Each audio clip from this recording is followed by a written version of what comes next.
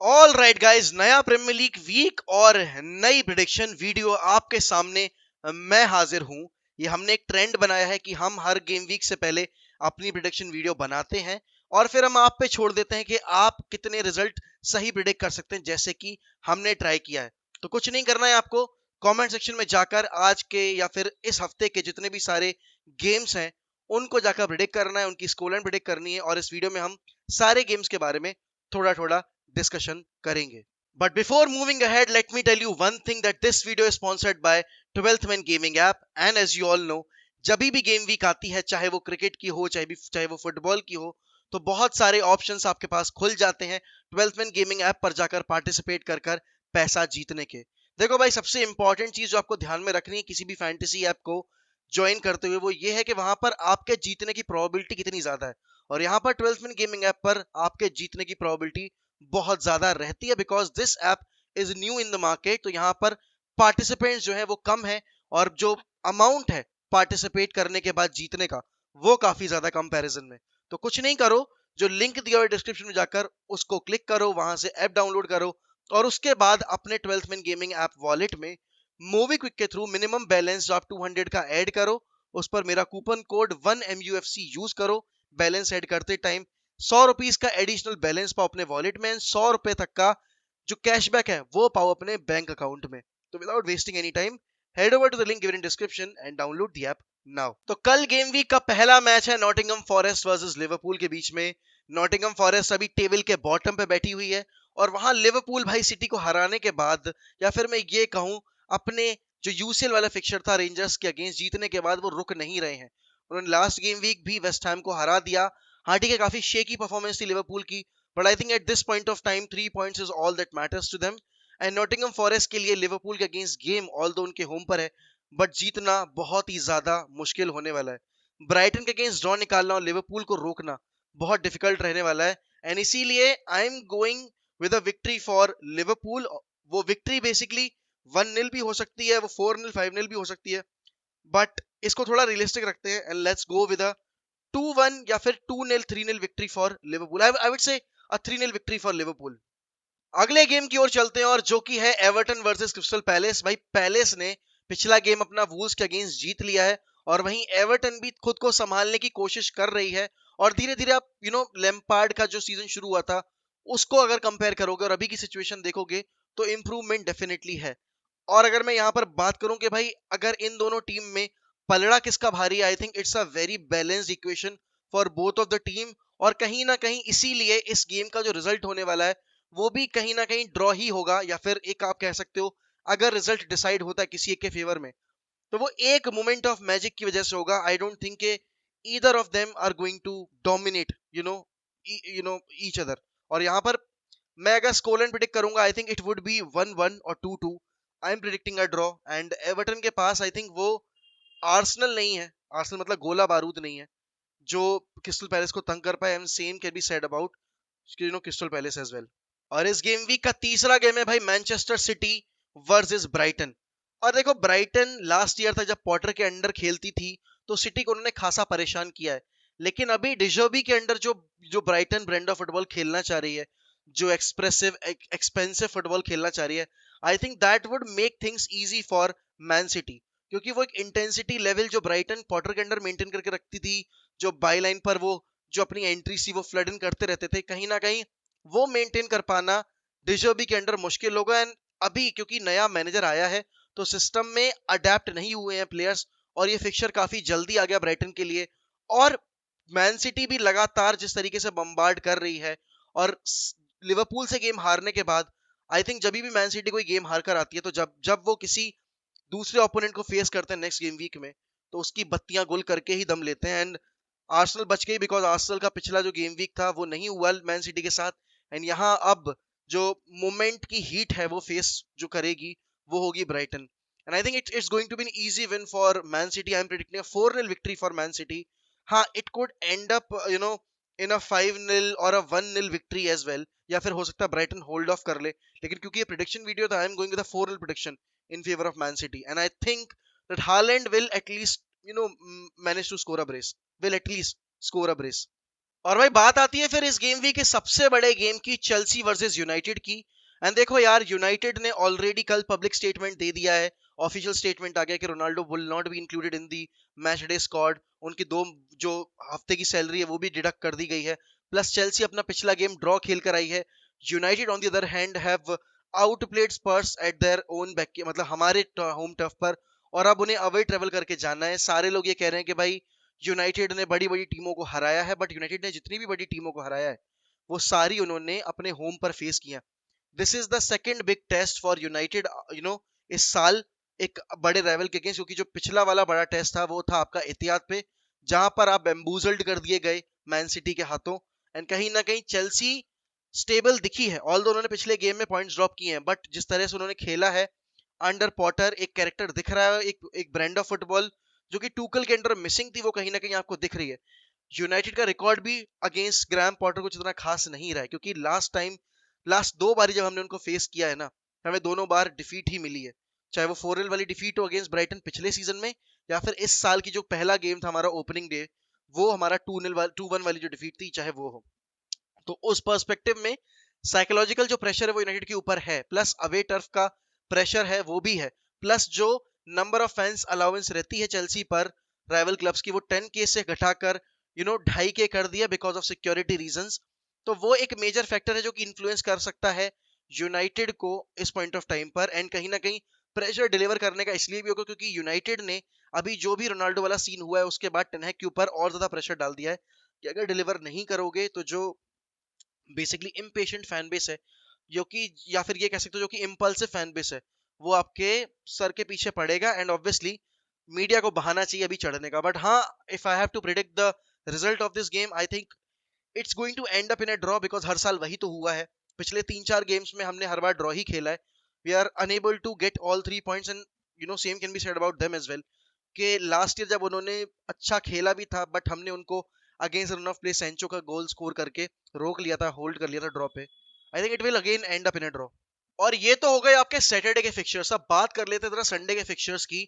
और संडे का पहला फिक्चर है आपका wools versus Lester.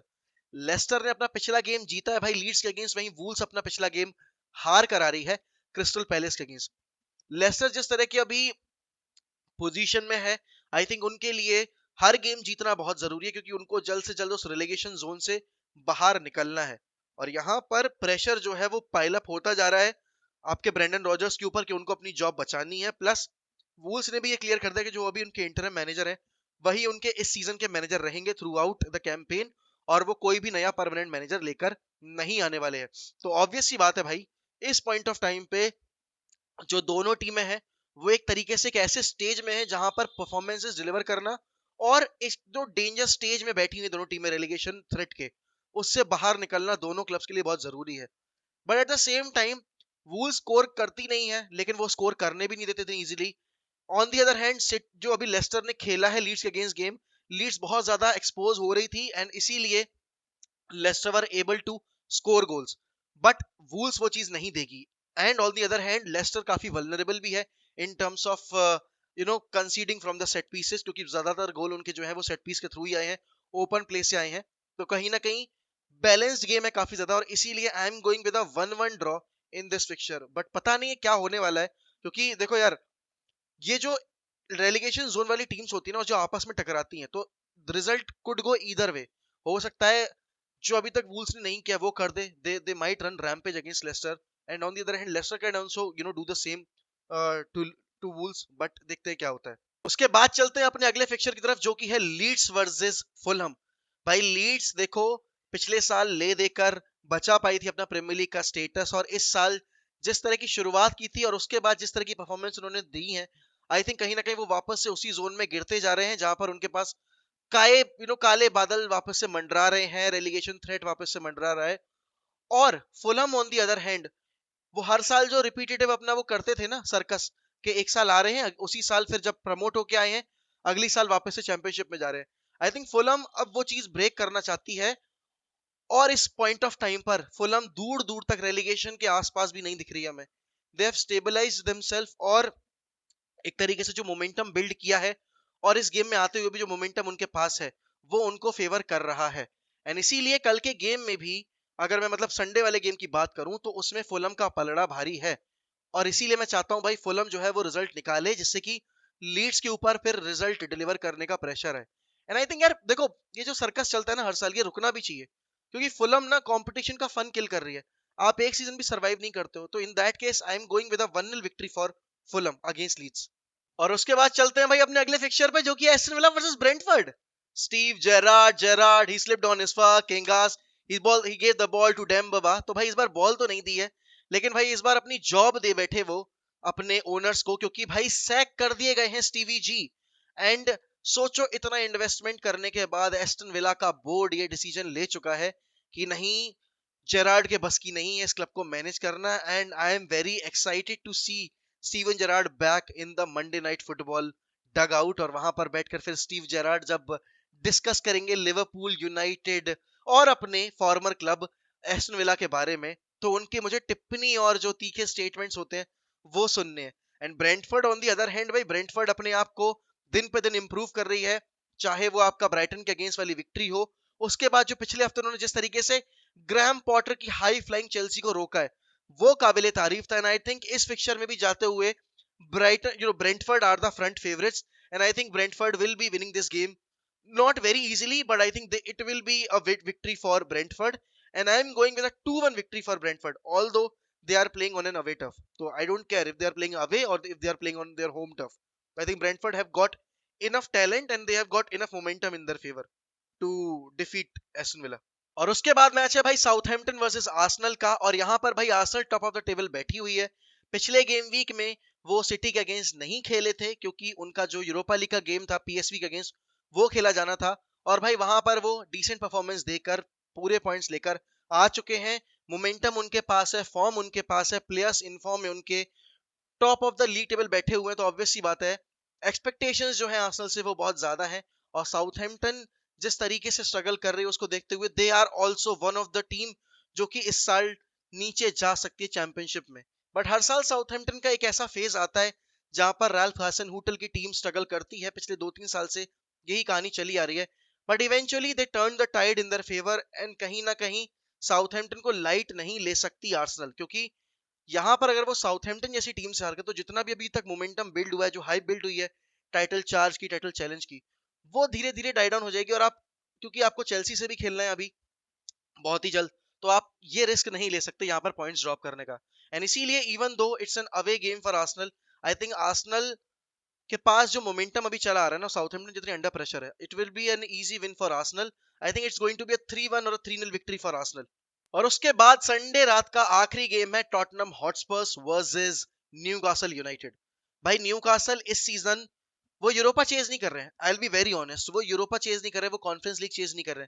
I think the main target for them is to secure at least a place, या फिर वो कंटेंशन में रहे for the Champions League spot. और उनका जो बिल्डअप रहा है इस सीजन का अभी तक का, जिस तरीके से उन्होंने प्रोग्रेस दिखाई है, वो काबिले तारीफ है। जिस तरीके से यूनाइटेड ने स्पर्स को एक्सपोज किया है ना, एक वो जो फेक आप कह सकते हो जो हाइप बन रही है स्पर्स की अभी करंट सिनेरियो को देखते हुए, वो कहीं ना कहीं यूनाइटेड ने अपनी परफॉर्मेंस से किल कर दी उस रात जब उन्होंने स्पर्स के अगेंस्ट 28 शॉट लिए।